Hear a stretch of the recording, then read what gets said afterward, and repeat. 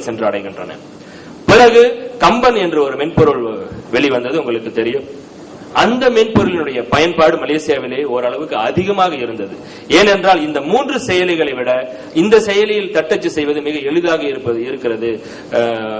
சுட்டியை அந்த எளியனை பயன்படுத்தி மிக எளிதாக தட்டச்சு செய்து விடலாம் என்ற ஒரு முறை அதில் இருந்ததனால் அதை பலர் விரும்பி செய்ய தொடங்கினார்கள். இப்படி கணினி தமிழினுடைய பயன்பாடு பரவுகின்றது. பிறகு இது தமிழ் பள்ளியின் வழியாக ஏற்பட்ட ஒரு வளர்ச்சி. இன்னொன்றை கூறினேன், அரசியல் சூழ்நிலை என்று. மலேசியாவிலே அரசியல் மாற்றம் ஏற்பட்ட பொழுது, இன்னும் சரியாக சொல்ல போனால் 1998ஆம் ஆண்டில் மிகப்பெரிய ஒரு அரசியல் மாற்றம் ஏற்படுகின்ற ஒரு சூழ்நிலை மலேசியாவிலே ஏற்பட்டது. அப்பொழுது இந்த அரசியல் மாற்றத்தை பற்றிய செய்திகளை அறிந்து கொள்வதற்கான ஒரு ஆர்வம் மரபு ஊடகங்களிலே மக்களுக்கு ஆர்வம் அதிகமாக இருந்த சூழலில் மரபு ஊடகங்கள் அந்த ஆர்வத்திற்கு தீனி போடுவதாக அமையவில்லை. பத்திரிகைகள், வானொலி, தொலைக்காட்சி போன்ற ஊடகங்களிலே இது போன்ற செய்திகள் அதிகமாக காண முடியாத, அதாவது நான் சொல்வது ஒன்று மக்களுக்கு தெரிய வேண்டிய செய்திகள், இன்னொன்று இந்த அரசியல் மாற்றத்தால் ஏற்பட்ட சில மற்ற தகவல்களை மக்கள் அறிந்து கொள்வதற்கான ஒரு சூழ்நிலை இல்லாத ஒரு காரணத்தால் மக்கள் இந்த மாற்று ஊடகமான இணையத்தை நாடி தேடி போவதற்கான ஒரு சூழல் ஏற்படுகின்றது. எங்களுடைய நாட்டின் தேசிய மொழியாக இருக்கின்ற மலாய்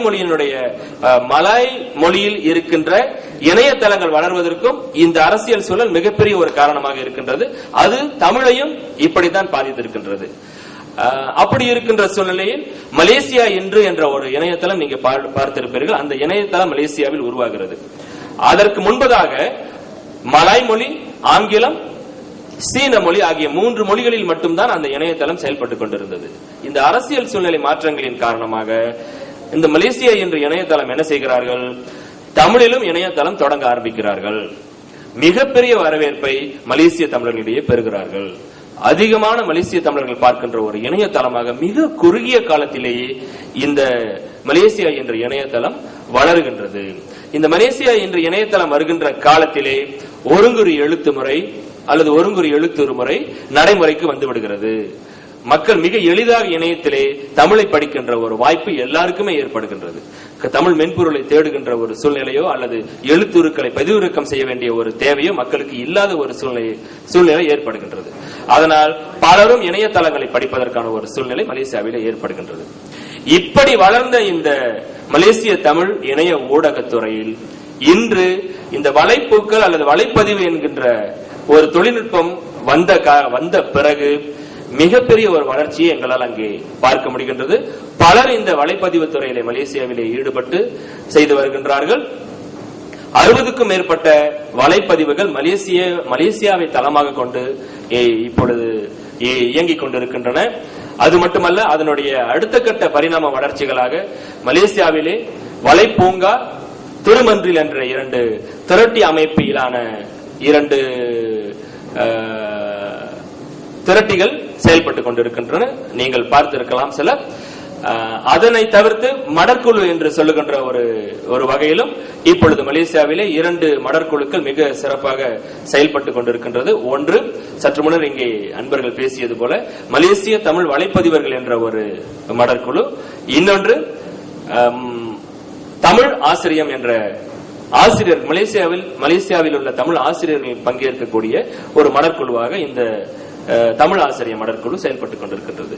இப்படி வலைப்பதிவு, மடற்குழு, இப்படியெல்லாம் இந்த மடற்குழு என்று சொல்லும் பொழுது மலேசியாவிலே இந்த வரலாற்றை இங்கே பதிவு செய்யாவிட்டால் அது ஒரு குறைபாடாகவே போய்விடும்.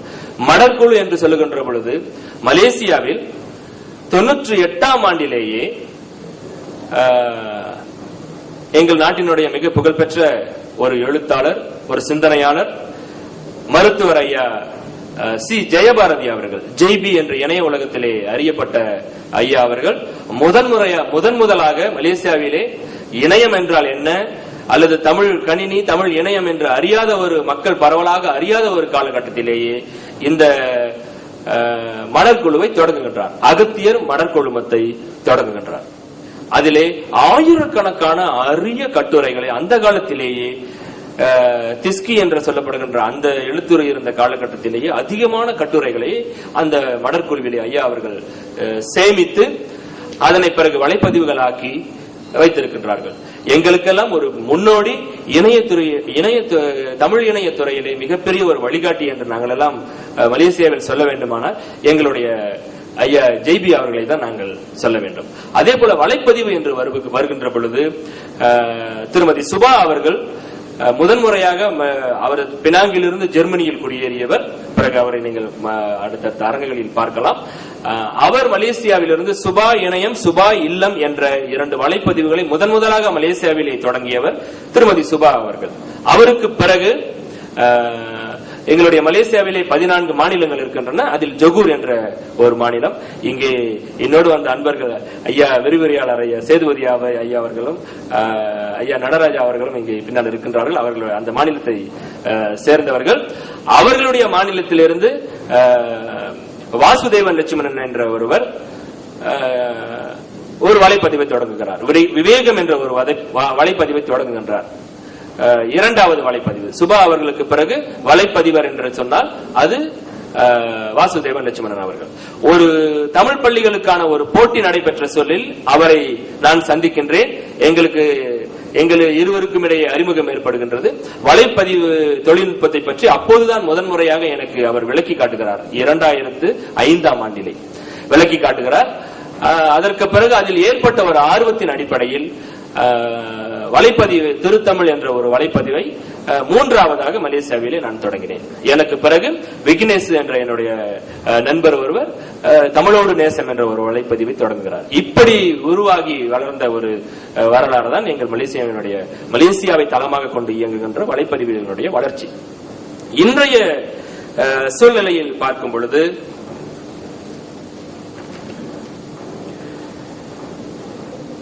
பல வலைப்பதிவுகள் வந்திருக்கின்றன, பல இணையதளங்கள் வந்திருக்கின்றன.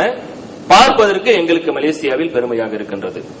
உலக அளவில் இணையத்துறையில், தமிழ் இணையத்துறையில் மலேசியாவினுடைய பங்களிப்பும் குறிப்பிடத்தக்க அளவில் இருக்கின்றது என்ற ஒரு சூழ்நிலை உருவாகி இருக்கின்றது. அதனை பார்க்கும் பொழுது மலேசியாவிலே எங்களுக்கு பெருமையாக இருக்கின்றது. பல இணையதளங்கள் இருக்கின்றன. இன்று பல தமிழ் பள்ளிகள் இணையத்திலே ஏறி இருக்கிறார்கள். குறிப்பாக சொல்ல வேண்டுமானால் நான் பணியாற்றுகின்ற என்னுடைய மாநிலம் பேரா மாநிலம் என்று நாங்கள் சொல்லுவோம். பேரா என்றால் எங்களுடைய மலாய் மொழியிலே வெள்ளி என்று பொருள். அதனால் அந்த மாநிலத்தினுடைய தமிழர்கள் வெள்ளி மாநிலம் என்று அதனை சொல்லிக் கொள்வார்கள். அந்த மாநிலத்தில் 134 தமிழ் பள்ளிகள் இருக்கின்றன. இந்த 134 தமிழ் பள்ளிகளுடைய வரலாறு, அந்த பள்ளிகளுடைய விவரங்கள் அனைத்தையும் தொகுத்து பேரா மாநில தமிழ் பள்ளிகளின் வலைமனை என்ற ஒரு இணையதளத்தை அரசாங்க ஆதரவோடு அல்லது எங்களுடைய மாநிலத்தின் கல்வி திணைக்களம் எஜுகேஷன் டிபார்ட்மெண்ட் ஆதரவினோடு அந்த இணையதளம் செயல்பட்டுக் கொண்டிருக்கின்றது. 134 தமிழ் பள்ளிகளுடைய அத்தனை வரலாறும் மலாய் மொழி, ஆங்கிலம் உள்பட தமிழ் மொழியோடு அதிலே இடம்பெற்றிருக்கின்றது. இது ஒரு குறிப்பிடத்தக்க ஒரு வளர்ச்சியாக நாங்கள் எங்களுடைய நாட்டிலே பார்க்கின்றோம். அது தவிர பல தமிழ் பள்ளிகள் இணைய தளம் அல்லது வலைப்பதிவுகளை தொடங்கி இருக்கின்றார்கள். அவர்களுடைய செய்திகளை அல்லது விவரங்களை அதிலே பதிவேற்றிக் கொண்டிருக்கின்றார்கள். இவை தவிர ஒலி ஊடகங்கள் இப்பொழுது இணையம் சார்ந்து வந்துவிட்டன. நமக்கு தெரியும், இணையம் சார்ந்து இன்றைய ஒலி ஊடகங்கள் என்பது தனித்து செயல்பட்ட ஒரு காலம் மாறி இன்று அவற்றையும் இணையம் அவற்றையும் இணையம் தழுவி இணையம் சார்ந்துதான் அவையும் வளர வேண்டிய ஒரு சூழ்நிலையில் இருக்கின்றது. நாம் அதை காண்கின்றோம். அந்த வகையில் பார்க்கும் பொழுது மலேசியா